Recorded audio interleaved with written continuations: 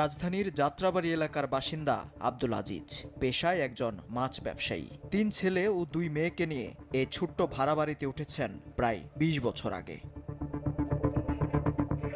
বরাবরের মতো চলতি বছরের 19শে ফেব্রুয়ারি কাজ শেষে বাড়ি ফিরে রাতের খাবার খেয়ে শুয়ে পড়েন, কিন্তু মধ্যরাতে হঠাৎ এক অচেনা নম্বর থেকে কল আসলে আঁতকে ওঠেন ঘুম থেকে।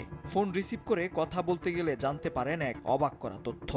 রাত্র পরে 2:15 কি বাড়িটা ঠিক টাইম দেখি নেই, ওই টাইমে একটা ফোন আসছে।